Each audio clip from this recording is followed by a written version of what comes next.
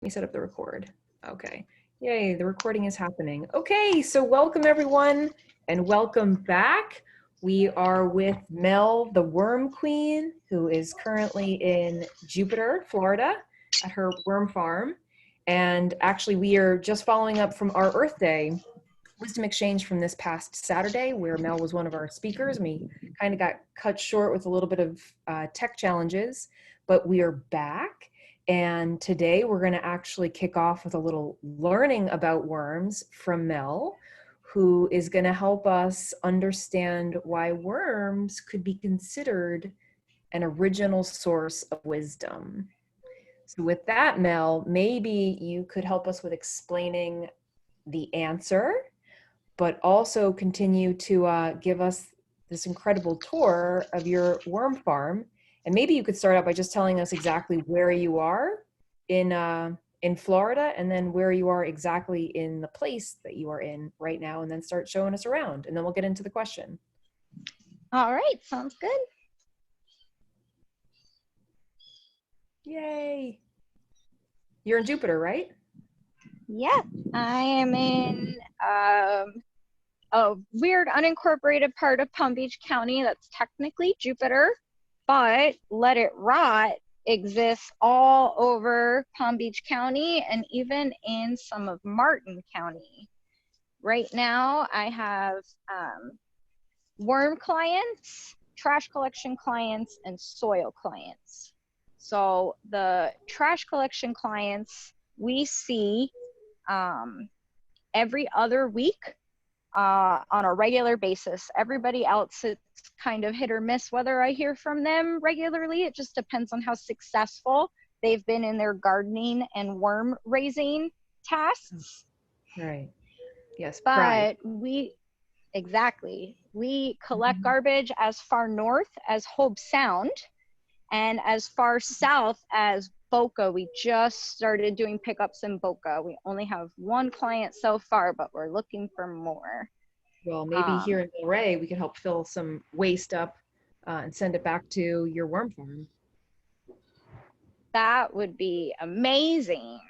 The way that the worm farm works right now is I collect compostable garbage to feed the worms from people all over Palm Beach County who want to compost but don't really know the best way to get started. When you first think about composting, a lot of people are like, oh yeah, you just take your scraps and you pile them up and then it turns into dirt. But that's kind of like saying, yeah, to cook a meal, you just take some things that will give you nutrition and put them in a bowl and eat them, which you can do, but it might not taste good and it might be really hard to eat it. Yeah. So with the trash, oh yeah, and as a zero waster, I will eat them, but I do not have to enjoy it. So a lot of my trash collection clients are just regular people who wanted to start composting, maybe tried it and failed, or are just too scared to get started. So I teach them how to recognize organic waste. And by organic, I don't mean the USDA certification. I mean, it's something that was alive or is made out of living parts and will therefore break down. So for my compost pile and my worms, I feed all kinds of crazy stuff. Paper towels, napkins, Q-tips, dog hair, human hair, coffee grinds, paper filters, office shreds, yeah, anything that's linen or cotton, that's 100% natural fibers, I accept. Like to the point where, look what I just got in from one of my clients. They got new sheets. So I have all these sheets that are going to be going into the compost pile. Okay, so let's just talk about the sheets for a second. So someone brings a sheet set to make sure that their waste becomes the earth again, right? Like that's basically what's going to happen is those bed sheets are now going to go into your process where the worms are going to be like, yum, this is delicious. These fabulous bed sheets. And it's going to go through the worm's body and then they'll do their thing. And on the other side of those sheets going through those worms, we'll get new earth. Like, kind of how it works. Absolutely. Yeah, Wow. if you really if you really stop and think about it, like almost everything that we make as humans are made Mhm. with resources that the earth has given us. So instead of hiding our trash by burying it in a hole in the landfill, I Mhm. like to take it a step further and honor those resources and the energy that went into making it by processing it back into the earth so it can grow into whatever it's going to grow into and become a new resource for us to make stuff with. To regenerate, right? Exactly. Yeah, it's like it's the missing part of like the normal cycle that we have in, at least in American industry. We grow a lot of stuff ourselves, we process a lot of it ourselves, we make all kinds of cool crazy things with it, Mhm. but then when it's deemed garbage, we recycle a lot of our resources We because take it we out of the are still system. very abundant. Mhm. Yeah, and we don't put it back. So let it rot is exactly what the name says. Like, just let it rot. Just return it back to the earth, let it decompose, and then let it become something else that's beautiful and new and made by garbage. That is pretty remarkable. Um, and it's great that you're doing this, and it's great that you're also leading us um, by way of example, just in terms of getting people to really think through the life cycle of their waste more critically, right? And also how the decisions and the choices that they make now in terms of being sort of a waste warrior really does have impacts on sort of the health of the planet in the future. So I think this is a really exciting conversation. And Absolutely. For every 1 pound of organic waste that ends up in the landfill, there's the potential for like 3.5 to 4 pounds of methane and carbon dioxide to be generated from it. So every 1 pound of trash that I feed to the worms and compost is potentially 4 pounds of greenhouse gases that I prevent from ever being generated. wow, sorry, that's Yeah. 1 pound to 4 pounds gets it, like you saving 1 pound Yeah, of waste extrapolates the up to. the yep, the EPA has a multiple of 3.8. So give or Okay, take like a plus a 0.2. But yeah, so 4 pounds for every 1 pound that doesn't go to the landfill. that is amazing. Yeah, That is that amazing. when I heard that, I'm like, all right, I'm sold. This is my mission. Yeah. And so tell us a little bit more about your mission. So you today is Tuesday. I think it's like a pickup day for you, right? Yes. So right now, every Tuesday and Wednesday, every day of the week, I have a delivery driver essentially that does like reverse deliveries for Let It Rot. So he leaves the farm with 20 or so empty black compost collection buckets. And then he drives around to all of my trash collection clients, which are just people like me and you who want to compost their scraps, but don't want to do the actual composting part. He Okay. takes their full container, weighs it, marks it down in a log, and then leaves a clean, sanitized, empty one for you to fill back up. That we come around again in a week to 2 weeks, depending on your subscription Volume. plan.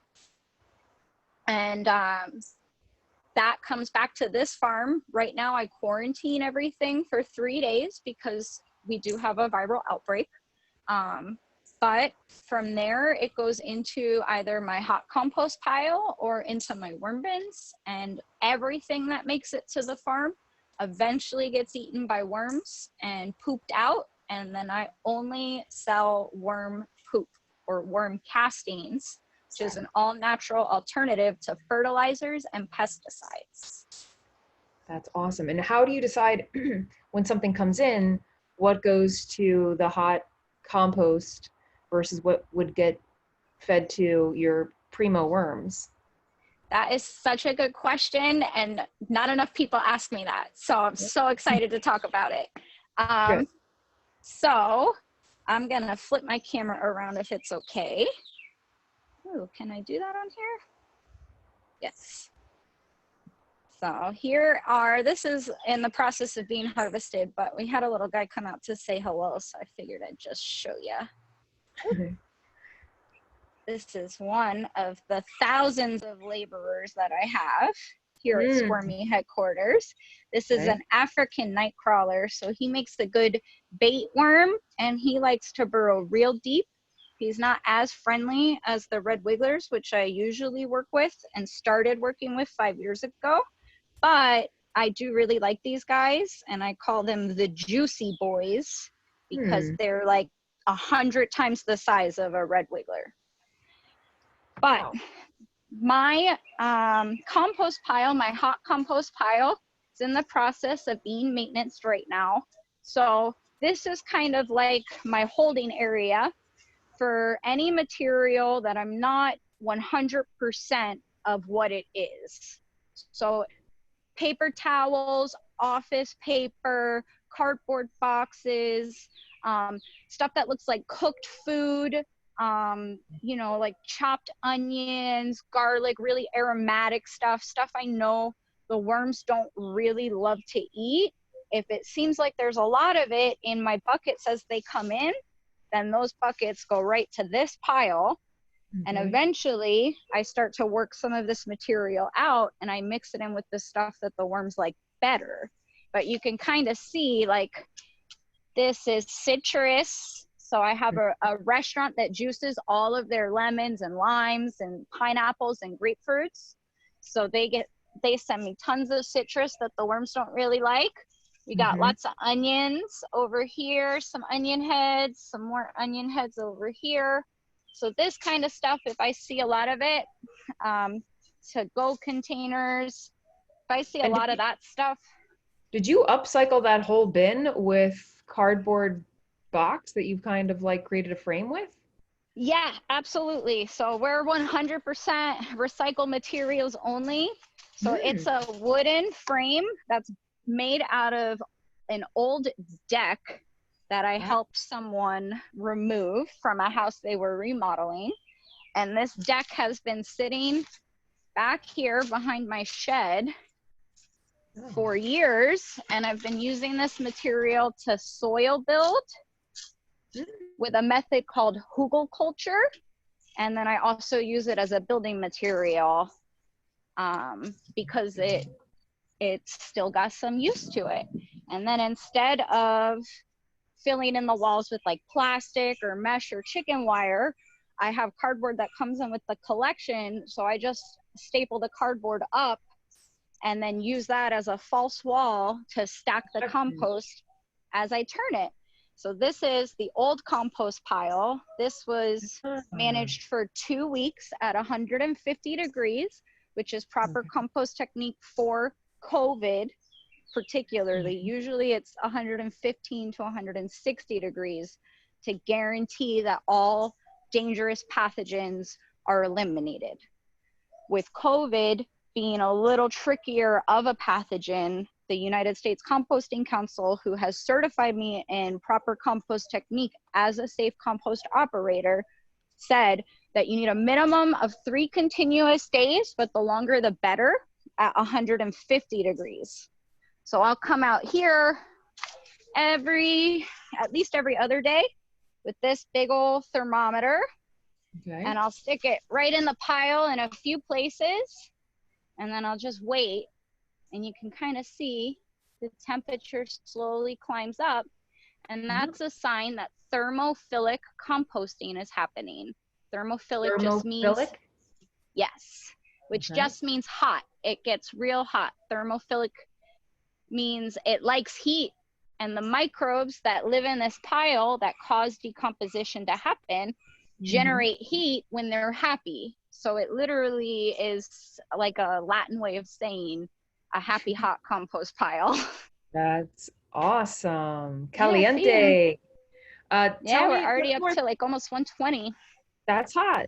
Tell me things. How would you, like, if you've got to cook it at a higher temperature, to be, regulatory standards, how do you turn up the heat in your composting? So we're gonna get a little technical here with the science behind it, but Okay. I'm gonna turn my camera back around. The there are not two, but there's organic material. The backbone of all organic material chemistry wise is carbon, hydrogen, and oxygen. Now, a lot of the bulkier materials, including like plant matter and animal matter, also has nitrogen. Mm-hmm. Nitrogen tends to generate more heat as it's being broken down than things that are very rich in carbon. So when you're setting up a compost pile or when you're learning about compost, you'll tend to hear things like hot, green, brown, carbon, and nitrogen. Anything that's considered a green waste is heavier on nitrogen than anything that's considered a brown waste. And the best way to think about it is like building a fire. With a little spark, you can set a bunch of carbon on fire, but if you take some wet, lighter fluid and pour that on top of the carbon and then generate a little spark, you'll have a roaring fire. So nitrogen is that fuel, that accelerant to really speed up the hot composting process. But just like with fire, there is such thing as too much, and you have to balance the nitrogen and the carbon rich materials in a way that will control the temperature in that range, because believe it or not, a compost pile can set itself on fire. I've seen it. I've seen it. So, okay, so just to sum up really quickly, what you're saying is that the nitrate is kind of like the lighter fluid, right? It really kind of cooks things Absolutely. up. And that's the green, right? Those are your green materials. Yes. And then Yes. that the carbon is the brown materials, and that would be like shrubs that maybe have like died. It could be cardboard. It could be what would other brown materials be? Just leaves? Well, I do a lot of yard waste for my hot compost pile, but the worms who also like some browns in their systems, I actually use shredded paper.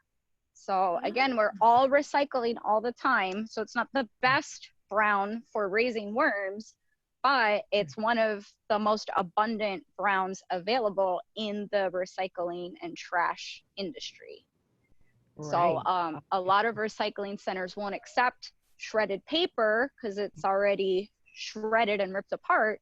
I will actually offer a discount for material I collect that's shredded versus just flat office paper, which I do also accept as part of my trash collection service. Right. That shredded paper is like breakfast of champions for those worms. Yeah, Right. And you can, absolutely. The worms, they live underground, so you have to create depth for them in order for them to feel safe and therefore be happy enough to eat and poop and make worm castings. So instead of making their depth with soil or peat moss, like a lot of worm farmers do, it's a much harder, but I only use shredded paper and shredded cardboard. It takes much longer, but I can literally watch a pile of materials turn from like paper and food waste into dirt right before my eyes as the worms eat it and work it over. So it's very rewarding if you have the patience to mess with it. it sounds very rewarding. And I have to say that we're always learning in every conversation with you, Melissa. Tell us, let's go to the question that we have posed to viewers and tell us Why worms could be considered an original source of wisdom. So worms, particularly earthworms, which are segmented worms, they're in the, I believe, phylum or genus Annelida. They are annelids, segmented worms, and they are one of the oldest unchanged species. So they evolved alongside plants basically as bottom feeders to help digest the organic materials that worms were, or not that worms, that plants were dropping. And they digested that material into this really rich, beautiful, fluffy substrate that we call soil. So without worms, we wouldn't have the ground as we know it. That's pretty important to put our feet on. Yes. And they haven't changed a bit. Like they never got their hair cut. They never had a new hairdo. They had no evolution. They like stuck with their original structure and stayed the same. They're so simple that they are literally just 90% water, and the other 10% of them is an intestine, two sex organs. They have both parts. Whoa. A heart. A heart and a gizzard. Like a chicken has a gizzard. They don't even have a true stomach. They just have a sack that they eat sand and hold sand in that helps grind their food down. And they don't have a true mouth. Instead, they have their intestine with a suction organ on one end of it. And they literally, like a vacuum cleaner, look over at something they want to eat and turn that suction on and go, and they just eviscerate and pull in all of the material that they deemed was food, which then goes through their digestive system and through some process still not totally understood by science. They like eat just some of the worst stuff in the world and they poop out the best material for your garden. It's amazing. It is amazing. I've heard that actually there's some worms that would eat through glass or just extraordinary, like even semi-industrial materials. Yeah, there's a lot of really cool experiments going on with different species of worms, nematodes, and like larvae to process materials. But like I was saying before, organic means that it was once alive, right? It's a carbon-based material, but really everything except plastic is made out of like a resource from our natural environment, including glass. Glass is just superheated sand, and worms eat sand to help break down their food. Pretty amazing. Yeah, so if I really wanted to, I could recycle glass and grind it back down into sand, and then I could put that sand into my worm systems as a grit source for them. But instead, I collect eggshells and seafood, and I use that as a grit source for the worms. Wow, that's pretty amazing. Well, listen, I think for today, we've gotten an abundance of wisdom on worms. And we're definitely grateful for you sharing this. And we want to do it again very soon because there's just so much to be learned here with you, Melissa. Thanks. And definitely we want to get a crew going here in Delray Beach where we can get some waste turned into wisdom. So we'll have to really find a group of people that we can help build up the South Palm Beach County pickups. That would be very exciting. And have you back in about 2 weeks. What do you say? That sounds good to me. Excellent. Well, sounds good to us too. And we're going to make sure that this video is downloaded, and then we're going to re-put it on to the internet so everyone can hear your brilliance and wisdom. Thank you so much, Melissa. Thank you, Jackie. See you soon. Bye.